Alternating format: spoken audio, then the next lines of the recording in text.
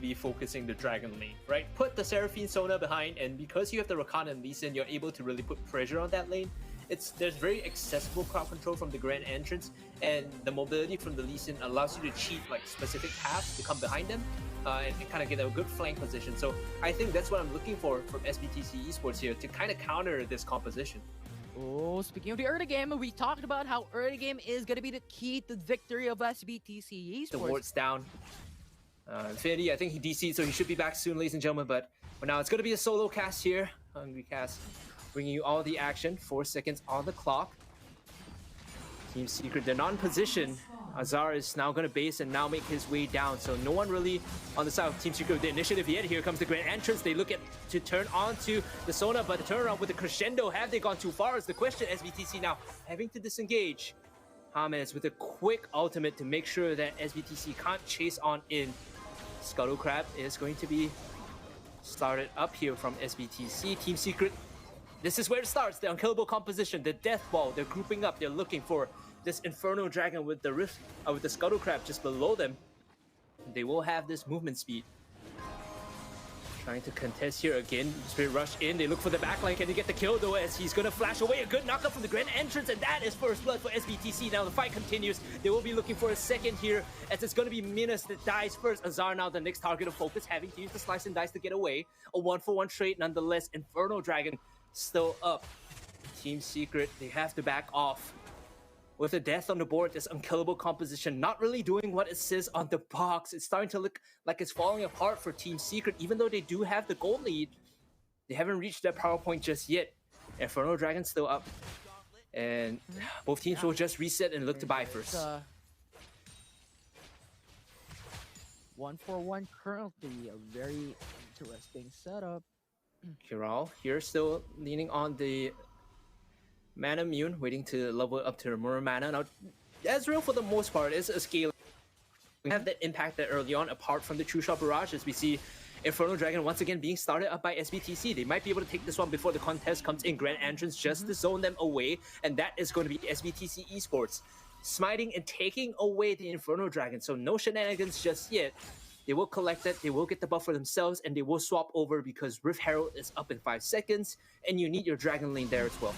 Yeah, and SBTC Esports, considering that they have gotten the Infernal Dragon, I think this would be in good synergy with their early game composition, because they lack when it comes to late game. This 6% damage bonus can lead them to maybe a little bit on par of Team Secret to try and climb up when it comes to the mid game, late game as well, if ever Team Secret gets the power spike onto that phase of the game.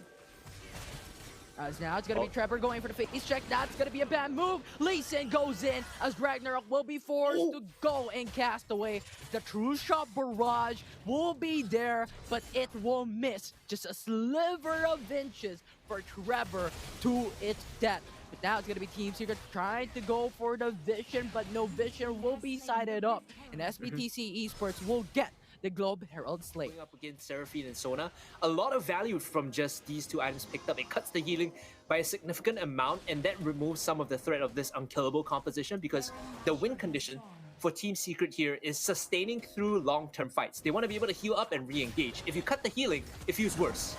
Oh, the quickness though is gonna connect onto two. That's gonna get a good charm for SBTC Esports. It's now gonna be TF going for the Sonic Wave, not actually putting down Trebor. Trebor will be safely backing away. Azar is now gonna get pinned down to 1 HP. That's gonna be Rakan putting him down, and Team Secret will be at a loss once again. That engagement, as Dewey also died prior to that engagement.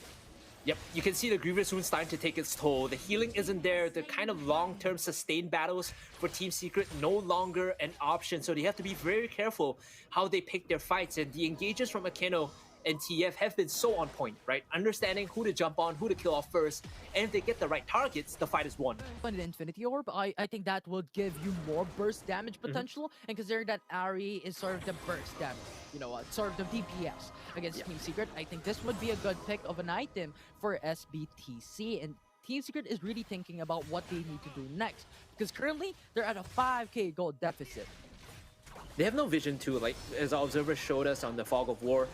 They can't really walk up to the jungle. They have no control unless they literally use like their bodies to check, and that's not what you want, especially against the Ari or the Rakan. So they have to play together. They have to play kind of like stuck as 5, to check together as a unit.